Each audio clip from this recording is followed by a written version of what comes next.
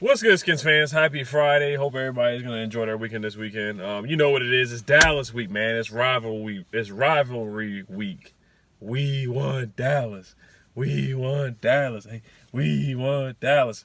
That's what we're screaming right now. Right? That's what we're screaming, man. You already know what it is. Every Friday, you know what I do. I'm all skins out, decked out, man. Redskins Nation, man. You already know what it is. But we got a lot of bad news today. I'm not going to hold you. I'm not going to, I got hope in this game.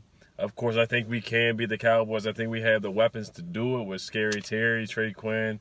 Calvin Harmon looked good last week. Paul Richardson. I think we got the weapons to do. Vernon Davis, man. We got the weapons to do it. I think we can still beat the Cowboys with a lot of these injuries, man. Jordan Reed is out, man. The concussion. Jordan Reed, like I said, he's a bubble boy, man. He is. It is what it is. He's not going to be available on Sunday. He's out Sunday for the concussion that happened about 2 weeks ago. Feels like 3 weeks ago. Might have been 3 weeks ago. Might have been longer than that. Falcons game. I feel like that was a brick ago because the last game was the Ravens game. So yeah, like 2-3 weeks ago now. So many injuries. I had to write it down. Caleb Brantley's on IR. Could come back week 8. Darius Geis is on IR. Probably will come back week 9, week 8 like that. Like I said, just like the designation, you can only pick 2 guys to come back from IR that are on IR. So, and then of course, Bryce Love's on the PUP list.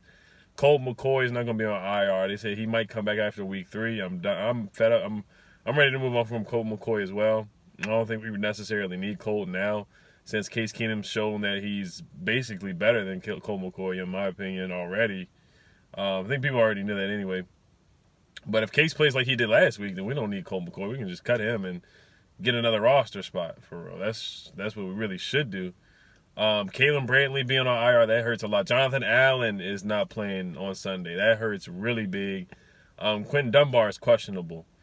Who else? Fabian, like I said, Fabian Moreau is doubtful. That's what they were saying. And Monte Nicholson with the foot injury, we still haven't had a confirmed word. He did practice today, so it's trending towards him playing. But Jordan Reed practiced yesterday, but was limited and is not playing on Sunday. So the injuries, man, it's injuries once again. But I'm not, like I said, I'm not letting injuries save Jay Gruden's job. We're not letting that happen again. We're not letting these injuries save this man's job, because there's still some weapons you can win with. Like I said, we are the underdog against the Cowboys. It's us against the world. It's us against the media. Nobody thinks we're going to go out there and have a snowball's chance of winning this football game. But it is a rivalry. It's a rivalry. Anything can happen, man. Anything can happen. Like I said, Zeke, he's still in Cabo. His bio looks like he's still in Cabo. He's still got a lot of rust on him. We still respect Zeke, but he still got to get some of the alcohol out of him that he drank in Cabo. It looks like in that Giants game, he looked like he wasn't the Zeke that, we've seen before. That's what he looked like. He's not going to break out this game. We got to stop him, I'll say my keys to victory for real. And like I said, the Cowboys are a respectable team. We respect them. They really think they're going to win the Super Bowl. A lot of their fans think they're going to win the Super Bowl every year anyway. But this year, they really think this is their year. They really think it's their year because they have Amari Cooper, Randall Cobb, Gallup looks really good. Jason Witten, who's as slow as a snail, caught a touchdown pass last week. And that Giants game really got Cowboys fans hyped up. It really got them hyped up. You just pump your brakes. Don't forget, you play the Giants. You play the New York Giants. Come on now. Without Golden Tate, Sterling Shepard, who was concussed, Eli Manning, who can barely play football anymore. Come on now. That defense, that Giants defense is trash. It's awful. It's terrible. So Cowboys fans, I think they're getting a little too hyped. Now they're saying they're going to take over FedEx, which unfortunately Cowboys fans, they show up very strong to FedEx. They do. They're going to come out very strong to FedEx. I do believe that. Unfortunately, there's going to be a lot of Cowboys fans at the game. Like I said, myself, I'm going to be at the game. I'll be sitting in the 100 section. I forgot what section I'm sitting in, but I will be sitting there in the lower level. I have my seats in the lower level. I'll be in the game on Sunday.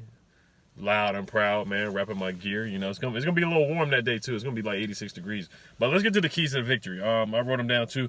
Run the football with Adrian Peterson. Adrian Peterson had 25 carries for 99 yards last year against the Cowboys in the one game that we won. When we beat them, that's how we won. We won by running the football down their throats with Adrian Peterson. That bad man. He's pissed off right now.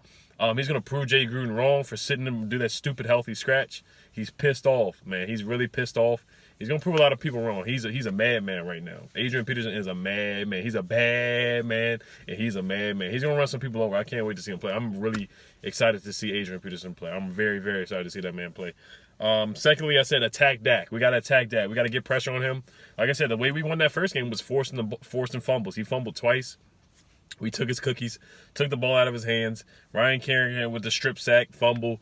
Preston Smith with a scoop and score. That was awesome. DJ Swearinger hit the ball. DJ Swearinger's not here anymore. Preston's not here anymore. But DJ Swearinger punched the ball out of Dak on a 4th and 1. Dak will cough the ball up. He will fumble the football. He will fumble the football. So he's capable of fumbling. He likes to fumble. He will fumble the football. So we can just hit him, and just knock the ball out. That's very, very, very possible. Very, very possible. Another one was to shut down Zeke. 15 carries for 33 yards in that first game. I keep bringing up that first game, but that's just the formula to beat these guys. That's how we're gonna have to stop Zeke. Like I said, Zeke is still a little rusty here. I'm not gonna keep going on that rusty thing because we tried to say that about Carson. Carson was rusty in the beginning of the game last week, and then he kind of found himself with Deshaun Jackson. But Zeke didn't play at all. He wasn't even with the team. Didn't take any reps in training camp at all. So you could kind of see the rust on him. Just keep hitting him, and we got to keep those guys. We really can't put 8 and stack the box that much because they are talented. They do have Amari Cooper, like I said, Randall Cobb, and Michael Gallup. They got guys that can make plays. They got some guys that can really, really make plays as well. I think they have a weakness at La'el Collins. That's my third key. We got to go at La'el Collins. I think he's the weak link on that offensive line. We got to go at that man. When I was watching film too, when we were going at him, Ryan Kerrigan was getting back there. He made some good plays on La'el Collins. They got some other good offensive linemen like Frank Martin. Those guys are really strong. Travis Frederick. Those guys are really strong. So I think the weakest link on the offensive line is La'el Collins. We should go at his neck. Fifth is we really got to utilize Scary Terry. We got to get him going. We got to feed him the football. Case Keenum cannot miss Scary Terry on those long throws. We have to convert on those deep passes. We're going to get one. The Cowboys, they're going to give us a couple, and you got to convert on all of them. I respect Byron Jones. He was a Pro Bowler or whatever, but I don't think he's like a really, really tough shutdown corner like people are hyping him up to be. I think he's pretty good, though. But Scary Terry, man, if they decide to really focus on Scary Terry, we have other weapons, and we're not just a one-dimensional team. Paul Richardson, all eyes are on you, man. You got to step up because they know who Scary Terry is now. They saw that game against the Eagles where he cut up that defense, where he mauled Ronald Darby, where he ran past burnt Rasul Douglas. He burnt all those. He burnt their corners. The Eagles' corners had zero answer for Scary Terry last week. They had zero answer for him. So for the Cowboys, they're like, okay, this guy's a real problem. Scary Terry's a real problem. We might have to really shadow him with Byron Jones or double him. If Byron Jones cannot guard him one-on-one, which I doubt Byron Jones can guard Scary Terry one-on-one, then they're going to have to double him. And you know what that means. Paul Richardson, you're going to have one-on-one coverage. You have to make plays. You cannot drop these passes like you did last year. You dropped the one pass, and I like Paul Richardson. I'm a big Paul Richardson fan. But you got to step up, man. You got to step up. You got to put your money where your mouth is. You're the highest paid receiver on this team. Of course, the other rookies aren't getting paid like Trey Quinn, and Trey Quinn's a second-year guy, but they're on their rookie deals. So Paul Richardson, he's getting a pretty penny. He's getting a lot of money in his deal. So Paul Richardson, you got to step up. You're probably one of my keys to victory, to be honest with you.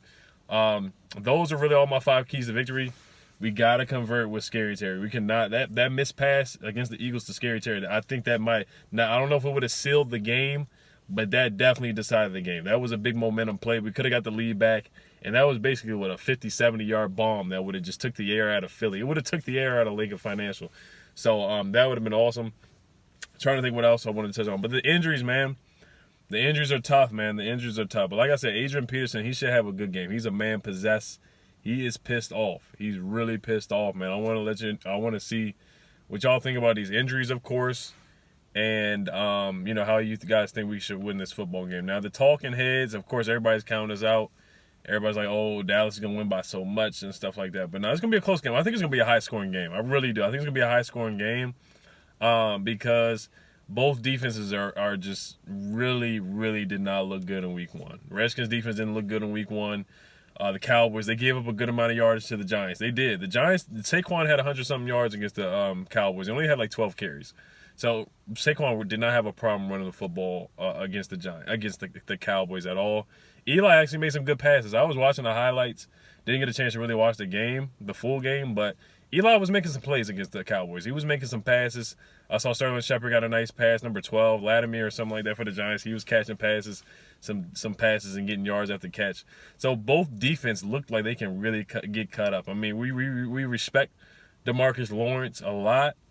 I forgot who's guard. I can't remember. He switches sides. He doesn't really stay on one side. I was watching film on him too. He doesn't always line up just on one side. So it's not, he might get matched up on Penn. He might get matched up on Morgan Moses.